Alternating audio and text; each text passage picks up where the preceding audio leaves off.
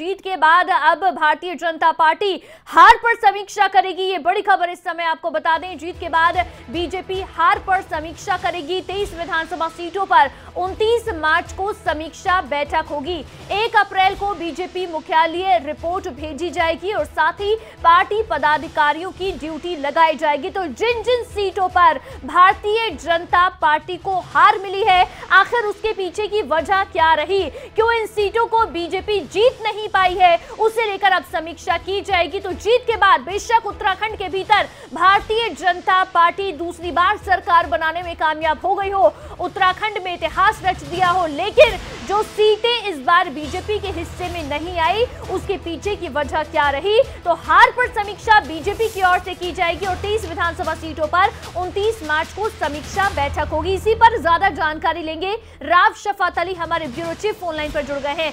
शफात, अब हार पर समीक्षा की जाएगी बीजेपी की ओर से, क्या कुछ रहेगा बैठक के भीतर?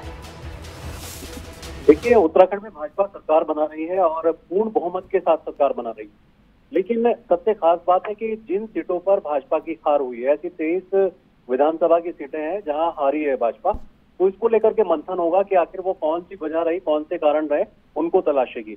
और 29 मार्च से ये बैठकें शुरू होंगी। अलग अलग विधानसभाओं में जो टीम है वो गठित कर दी गई है।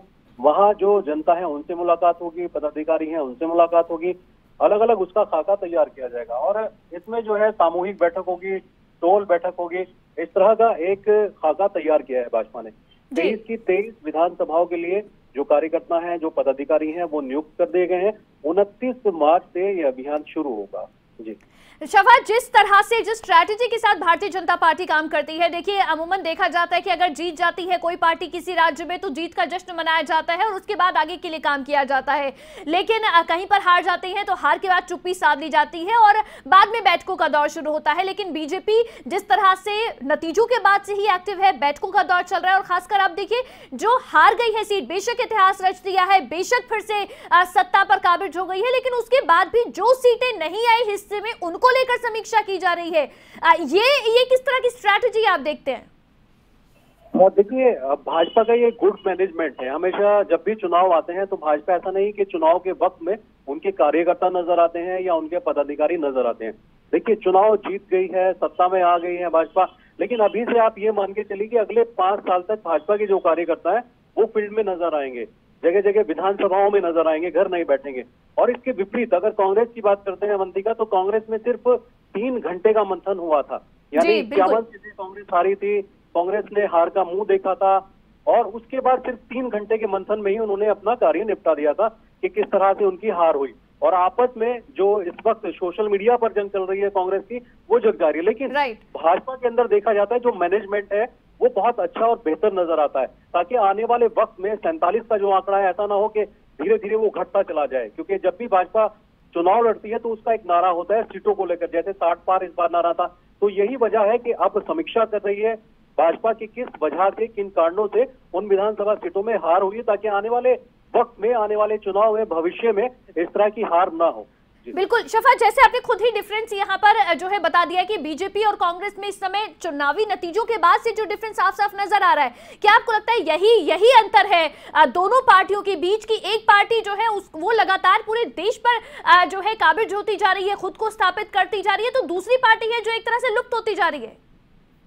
बिल्कुल अवंतिका, देखिए, एक तो सबसे अच्छी बात है कि भाजपा के जो कार्यकर्ता हैं वो डिसिप्लिन में रहते हैं, लेकिन कांग्रेस के अंदर देखा जाता है कि डिसिप्लिन नहीं है। अब देखिए, 51 सीटों पर हार हुई है, बड़ी हार हुई है, कहाँ सत्ता में आने के दावे किए जा रहे थे, लेकिन यहाँ आपस में प्रदेश अध्यक्ष की जंग है, यहाँ पर प्रदेश प्रभारी की जंग है, यहाँ नेता प्रतिपक्ष की जंग है, अलग अलग गुट बने हुए हैं जी। गुट भाजपा के अंदर भी है अवंतिका, लेकिन वो जो गुट की बात होती है वो सार्वजनिक नहीं होती। अगर कोई शिकायत होती है, सबसे खास बात है कि उसको पार्टी के पटल पर भाजपा कार्यकर्ता रखते हैं, और यही वजह है कि अच्छा मैनेजमेंट देखने को मिलता है।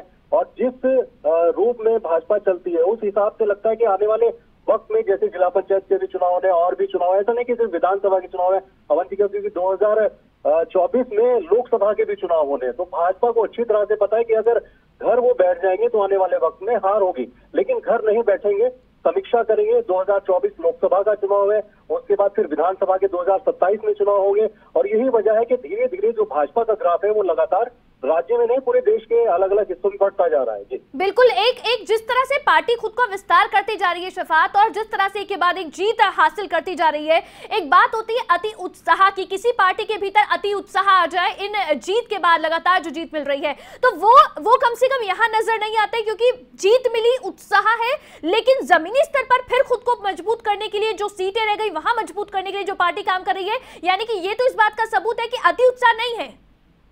बिल्कुल अवंतिका, देखिए उत्साह है, जुनून है, जोश है सत्ता में वापसी का, लेकिन सबसे बड़ी बात है कि लापरवाही नहीं है। राइट। भाजपा को अच्छी तरह से पता है कि अगर ये जोश, ये जुनून कायम रखना है तो 2024, 2027 और आने वाला वक्त उसको जीतना है, तो अभी से उसको काम करना पड़ेगा। अलग अलग टीमें जिस तरह से बनाई गई हैं, ये देखने वाली बात है कि अलग अलग टीमें गठित की गई हैं और 23 की 23 विधानसभाओं में वो टीमें अलग अलग लोगों से मिलेंगी और ये जानेंगी कि आखिर वजह क्या थी, उसके कारण क्या थे, उन कारण को खत्म करने का काम करेंगी ये टीमें। सबसे खास बात यही है कि लापरवाह नहीं है भाजपा के कार्यकर्ता। जिस तरह से वो खाका तैयार करती है भाजपा, उससे लगता है कि चुनाव मैनेजमेंट हो या दूसरा मैनेजमेंट हो, सबसे बड़ी बात तो ये है कि जो सरकार की योजनाएं हैं इसके बहाने से उन योजनाओं को भी जनता तक पहुंचाने का काम करेंगे, ये भी जानकारी दी गई है भाजपा की ओर से सरकार के जो कामकाज है। और सबसे बड़ी बात यह है कि अब देखिए चुनौतियां हैं, ऐसा नहीं कि सिर्फ विधानसभा के चुनाव जीत गई है यहाँ पर भाजपा, क्योंकि यहाँ देखा जाता है कि मुख्यमंत्री बदल जाते हैं, काम नहीं होते हैं, जनता नाराज होती है, तो इन्हीं की समीक्षा है कि जनता नाराज है या जो कार्यकर्ता है वो नाराज है या उन कार्यकर्ताओं को हराने के लिए उन्हीं के कार्यकर्ताओं ने काम किया है।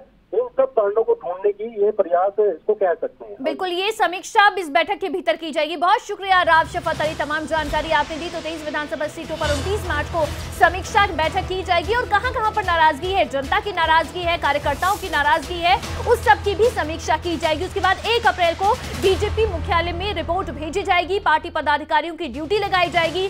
और ऐसे में हालांकि बेशक राज्य के भीतर पार्टी जीती, सरकार बनाने में कामयाब हुई, लेकिन जो सीटें इस बार हिस्से में आने से रह गई हैं, उसके पीछे वजह क्या रही, उसको लेकर समीक्षा है जो पार्टी के भीतर इस समय की जा रही है।